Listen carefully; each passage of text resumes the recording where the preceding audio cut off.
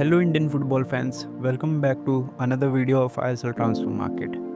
तो आज की वीडियो एंड तक ज़रूर देखना क्योंकि काफ़ी बड़ी ट्रांसफ़र अपडेट्स निकल के आने वाली हैं आज के वीडियो में।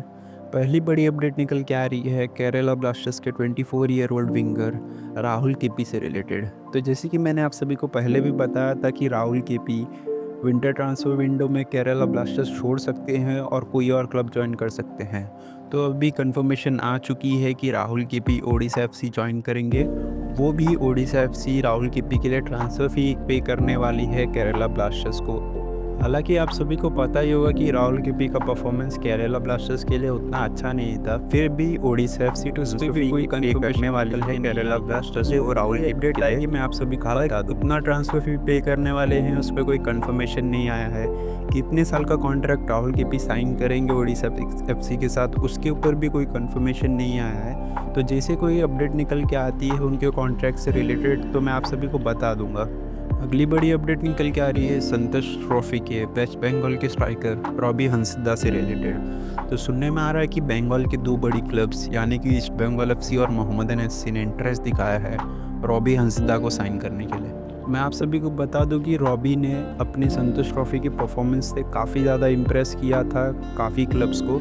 और मैं आप सभी को ये भी बता दूं कि उन्होंने 12 गोल स्कोर किए थे पूरे टूर्नामेंट में, इसलिए शायद ईस्ट बंगाल एफसी और मोहम्मदन एफसी ने इंटरेस्ट दिखाया उनको साइन करने के लिए। हालांकि अभी तक कोई कंफर्मेशन नहीं आई है इससे रिलेटेड कि किस क्लब को ज्वाइन करेंगे रॉबी। ऐसी कोई कंफर्मेशन आती है मैं आप सभी को बता दूंगा, तो उसके लिए चैनल को सब्सक्राइब करके बेल नोटिफिकेशन को ज़रूर से दबा दें। अगली बड़ी अपडेट निकल के आ रही है हैदराबाद एफसी के 23 year old right winger Abdul Rabi से रिलेटेड। तो जैसे कि आप सभी को पता ही होगा कि अब्दुल रबी काफ़ी ज़्यादा वर्सेटाइल प्लेयर हैं। वो एज अ राइट बैक पे भी खेल सकते हैं, राइट मिडफील्ड पे भी खेल सकते हैं और एज अ राइट विंगर भी खेल सकते हैं। और इसलिए अभी अभी अपडेट निकल के आ रही है कि मोहन बगान सुपर जायंट्स करंटली उनके ऊपर नज़र रख रहे हैं और चाहते हैं कि वो अब्दुल रबी की साइनिंग कंप्लीट कर ले आने वाले समर ट्रांसफ़र विंडो में। हालांकि अब्दुल रबी का कॉन्ट्रैक्ट हैदराबाद एफसी के साथ 2026 सीज़न तक है और मोहन बगान सुपर जायंट्स को अब्दुल रबी के लिए बहुत ही तगड़ी ट्रांसफ़र फ़ी पे करना पड़ेगा। लेकिन करंटली वो सिर्फ सिचुएशन के ऊपर नज़र रख रहे हैं, कोई भी टॉक्स चालू नहीं हुए हैं दोनों क्लब्स के बीच में या फिर प्लेयर्स और क्लब्स के बीच में। और अब देखने वाली बात रहेगी कि मोहन बगान सुपर जायंट्स उन्हें साइन कर पाती है या फिर नहीं, क्योंकि काफ़ी क्लब्स इंटरेस्ट दिखाएंगे अब्दुल रबी को साइन करने के लिए। हालांकि अब्दुल रबी का करंट सीज़न का परफॉर्मेंस उतना अच्छा रहा नहीं है क्योंकि उनका क्लब उतना अच्छा परफॉर्म कर नहीं रहा है। इसलिए भी हो सकता है कि अब्दुल रबी का हमें स्टैट्स में कुछ नज़र नहीं आ रहा है गोल्स कंट्रीब्यूशंस में। और अब देखने वाली बात रहेगी कि नेक्स्ट सीज़न अब्दुल रबी किस क्लब के लिए खेलते हैं या फिर वो हैदराबाद एफसी में ही स्टे करेंगे। जैसी कोई कंफर्मेशन आती है या फिर कोई और अपडेट निकल के आती है इससे रिलेटेड तो मैं आप सभी को बता दूंगा। अगली बड़ी अपडेट निकल के आ रही है 41 year old Spanish coach Jesus tattoo से रिलेटेड। तो जैसे कि आप सभी को पता ही होगा कि जीसस टैटो सर्जियो लोबेरा के असिस्टेंट मैनेजर थे। और जब Sergio Lobera Mumbai city FC और एफसी को मैनेज किए थे इंडिया में तो वो उनके असिस्टेंट मैनेजर थे। और जब सर्जियो लोबेरा ने चाइनीज़ क्लब के साथ कॉन्ट्रैक्ट साइन किया था तो जीसस टैटो भी उनके असिस्टेंट मैनेजर थे वहाँ पर। और लास्ट सीज़न तक जीसस टैटो वहाँ पर ही थे। और करंटली मैं आप सभी को बता दूँ कि टैटो फ्री एजेंट हैं और इसलिए अभी अपडेट निकल के आ रही है कि कुछ क्लब्स टॉक्स में हैं जीसस टैटो को एज अपना मैनेजर अपॉइंट करने के लिए। और अब देखने वाली बात रहेगी कि जीसस टैटो को कोई मैनेजर अपॉइंट करता है या नहीं। हालांकि जो क्लब्स का नाम बाहर आया है कि जो क्लब्स इंटरेस्टेड है उनको एज अपना मैनेजर अपॉइंट करने के लिए, उनमें से दो क्लब्स हैं हैदराबाद एफसी और केरला ब्लास्टर्स एफसी। हालांकि मैं आप सभी को बता दूं कि क्लब और मैनेजर के बीच में डायरेक्ट टॉक्स नहीं हुए हैं, एजेंट और मैनेजर के बीच में टॉक्स चल रही हैं फिलहाल सैलरी और वो सब के रिगार्डिंग।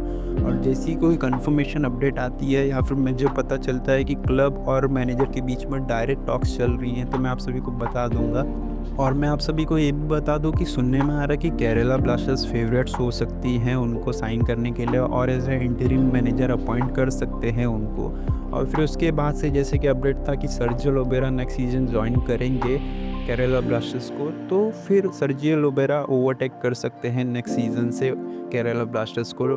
और फिलहाल के लिए जीसस टैटो टीम बिल्ड करेंगे केरला ब्लास्टर्स का। हालांकि इस पर कोई कंफर्मेशन आई नहीं है, जैसे कोई कंफर्मेशन आएगी मैं आप सभी को बता दूंगा।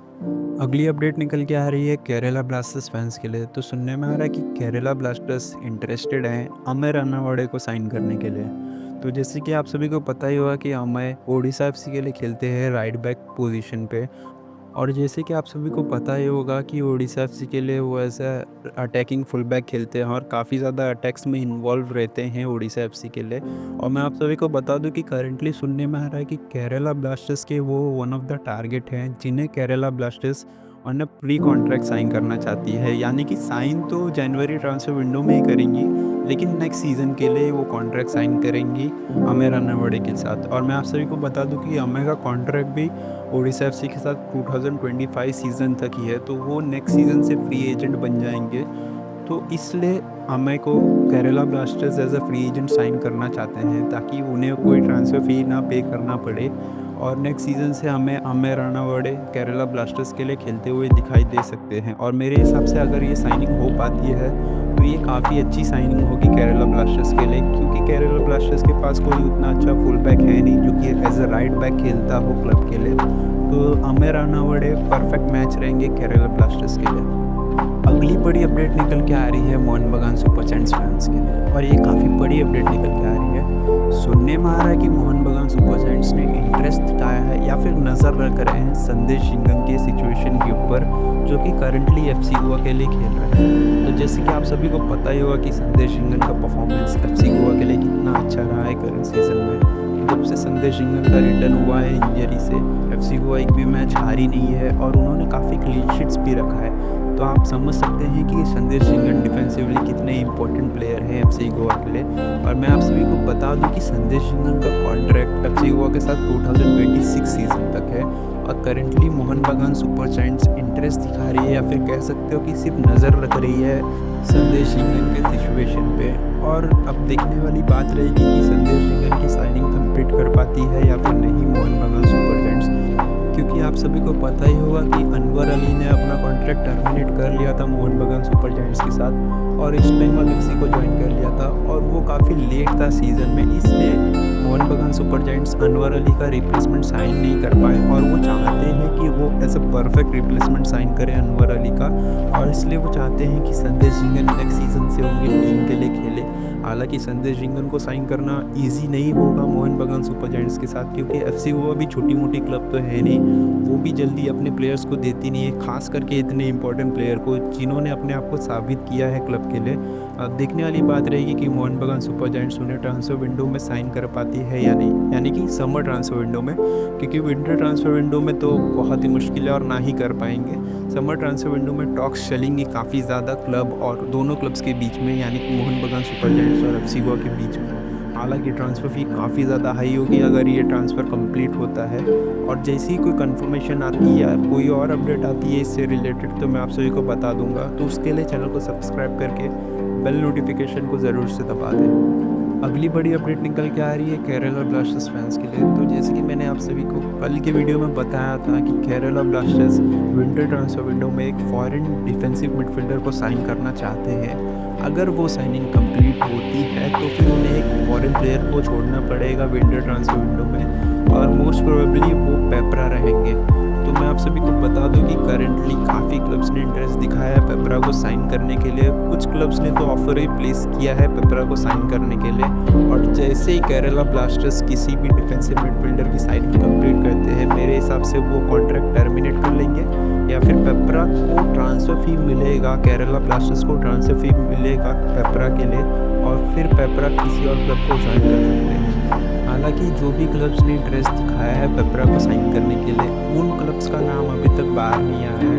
तो जैसे ही कोई भी अपडेट आती है फॉरेन डिफेंसिव मिडफील्डर के बारे में या फिर पेपरा के कॉन्ट्रैक्ट के बारे में, या फिर किसी भी क्लब ने इंटरेस्ट दिखाया है या फिर ऑफर प्लेस किया है पेपरा को, तो मैं उसकी अपडेट आप सभी को दे दूंगा। तो उसके लिए ज़रूर से चैनल को सब्सक्राइब करके बेल नोटिफिकेशन को दबा दें। अगली बड़ी अपडेट निकल के आ रही है केरला ब्लास्टर्स फैंस के लिए। तो जैसे कि मैंने अभी बताया कि केरला ब्लास्टर्स एक फॉरेन डिफेंसिव मिडफील्डर को साइन करना चाहते हैं। हालांकि अगर वो विंटर ट्रांसफर विंडो में उस फॉरेन डिफेंसिव मिडफील्डर की साइनिंग कंप्लीट नहीं कर पाते हैं तो फिर केरला ब्लास्टर्स निखिल प्रभु को साइन करने के लिए इंटरेस्ट दिखाएगी, जो कि मैं आप सभी को बता दूं कि निखिल प्रभु काफ़ी अच्छा परफॉर्म कर रहे हैं पंजाब एफसी के लिए। और लास्ट टाइम यानी कि समर ट्रांसफर विंडो में भी केरला ब्लास्टर्स ने उनको ऑफ़र किया था पंजाब एफसी को कि वो निखिल प्रभु को साइन करना चाहते हैं, और केरला ब्लास्टर्स उनके लिए 1.5 करोड़ ट्रांसफ़र फी पे करने के लिए भी तैयार थी, लेकिन पंजाब एफसी ने वो ऑफ़र ठुकरा दिया। और अब देखने वाली बात रहेगी कि विंटर ट्रांसफर विंडो में केरला ब्लास्टर्स को फॉरेन डिफेंसिव मिडफील्डर मिलता है या फिर नहीं। अगर नहीं मिलता है तो फिर वो फिर से निखिल प्रभु को साइन करने की ट्राई करेगी। और मैं आप सभी को बता दूं कि निखिल प्रभु को साइन करना काफ़ी अच्छी साइनिंग होगी केरला ब्लास्टर्स के लिए, क्योंकि निखिल प्रभु एज अ सेंटर बैक भी खेल सकते हैं जब ज़रूरत पड़े, और एज अ डिफेंसिव मिडफील्डर भी खेल सकते हैं। और अगर केरला ब्लास्टर्स निखिल प्रभु की साइनिंग कंप्लीट करती है और किसी और फॉरेन डिफेंसिव मिडफील्डर की साइनिंग नहीं कर पाती है, तो पेपरा हमें next half of the season Kerala blasters के लिए खेलते हुए दिखाई देंगे। तो आज के वीडियो के लिए इतना ही। कल और ट्रांसफ़र अपडेट्स आएंगी। तो वीडियो पसंद आई तो वीडियो को लाइक करें, चैनल पर नए हो तो चैनल को सब्सक्राइब करके बेल नोटिफिकेशन को ज़रूर से दबा दें।